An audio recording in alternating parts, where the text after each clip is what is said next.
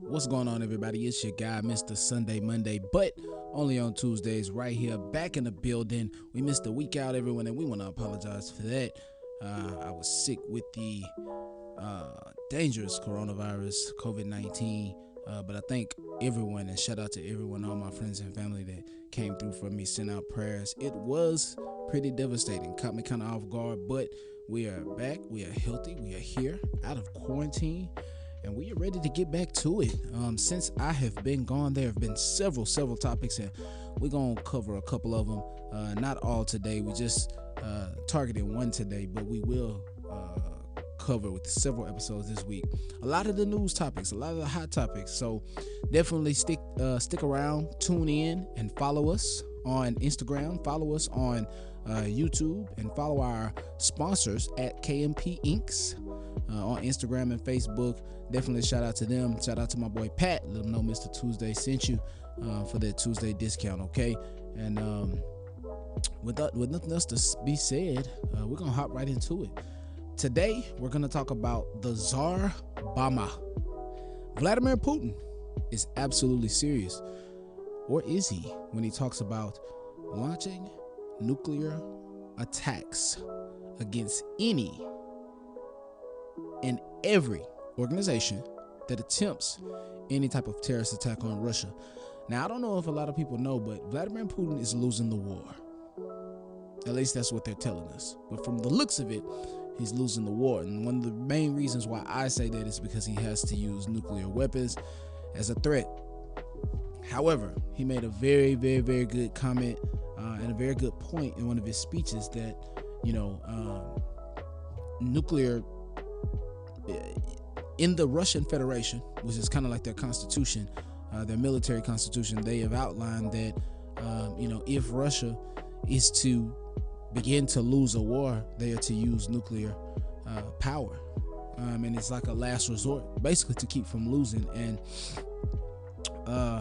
Vladimir Putin made a very big point when he said to the U.S., the only place that a nuclear bomb has ever been used in war against people was in Hiroshima and Nagasaki. And he basically warns us, like, karma coming back to the United States for what was done back in the 40s during World War II. So the Tsar Bomba is also known by the alphanumerical designation AN-602, was a thermonuclear aerial bomb and the most powerful nuclear bomb ever created and tested on Earth. The Tsar Bomba was developed in the Soviet Union by a group of nuclear physicists. Now, this dates way back to World War II. And 20 years later, in the 60s, is when they actually dropped the test. And the irony is that it is October, and the bomb was tested and dropped on October the 30th, 1961. Dun, dun, dun. That date's approaching. The bomb was dropped by a parachute from a Tu-95V aircraft and detonated autonomously 40,000 meters in the air. Now, I don't know about the rest of the world, but this should be one of the main things that people are concerned about. Kids are going to school and everything's okay, when at any point in time we've got this big major battle by huge superpowers, the world's two greatest superpowers.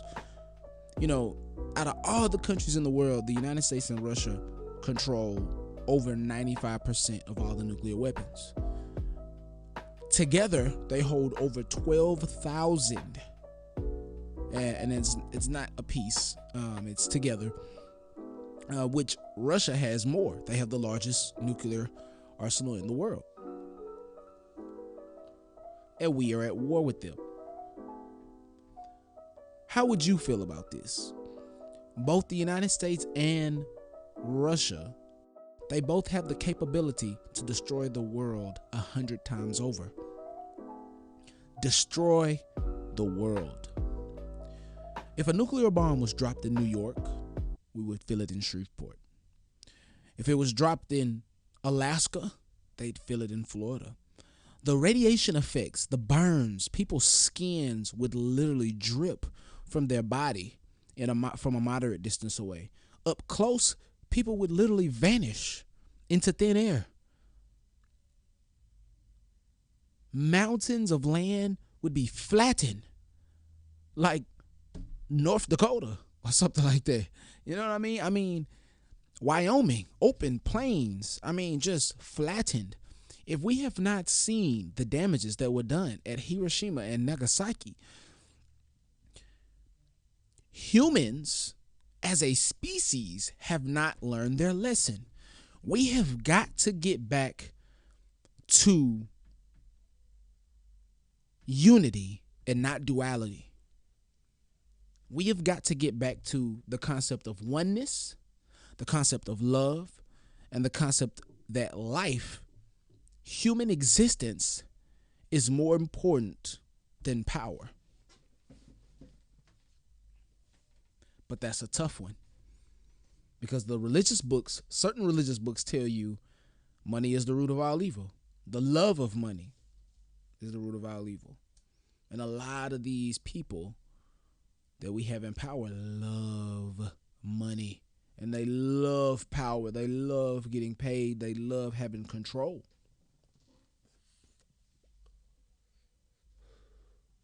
Is this a bluff? Or is Putin telling the truth?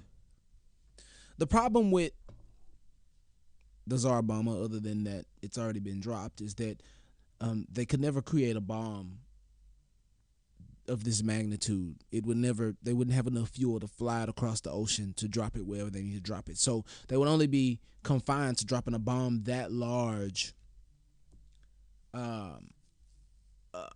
in the Russian motherland.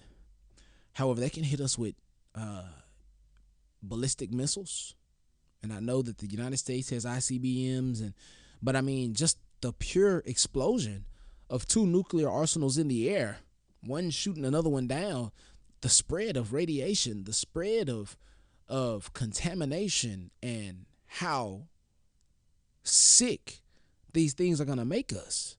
COVID-19. Y'all thought COVID-19 was something. This radiation sickness is going to cause cancers. It's going to affect children and generations to come. This is going to change our planet. And we have got to look up and open our eyes and pay attention to these things. We have got to elect better officials. We have got to elect more level-headed officials, people that have the decency to talk and to figure things out for the sake of the planet and to understand each other's territories. I'm not sure.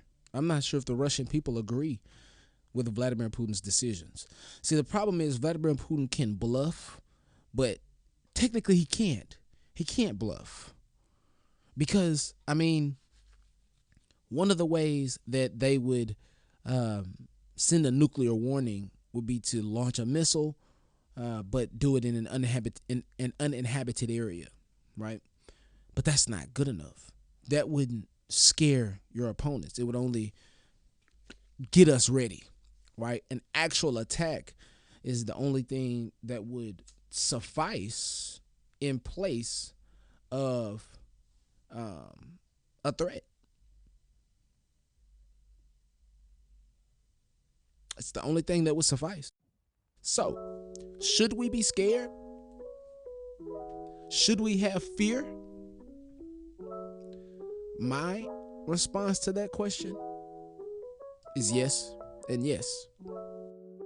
I'm going to keep following this story, and I'm going to keep everyone up to date weekly, daily, as much as I can, because this is a very serious and very sensitive topic, and this is something that we should definitely be looking out for, because this could change things in 10 years or less. This is the closest to a nuclear, to being on the nuclear edge since the Cuban Missile Crisis back in the 60s. So, with nothing else to be said, I want to thank everybody for listening. Shout out to our sponsors at KMP Inks. Definitely go check them out and follow them on Instagram and Facebook. Follow them on YouTube at Custom Made Printing. Don't forget to hit that like and subscribe button if you like this video. Definitely send us some questions. What do you think? Is Vladimir Putin serious, or is he just pulling out coattails?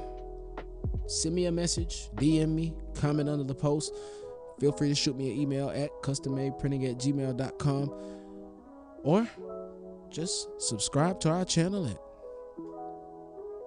But until then, we appreciate you. This is Mr. Tuesday logging off.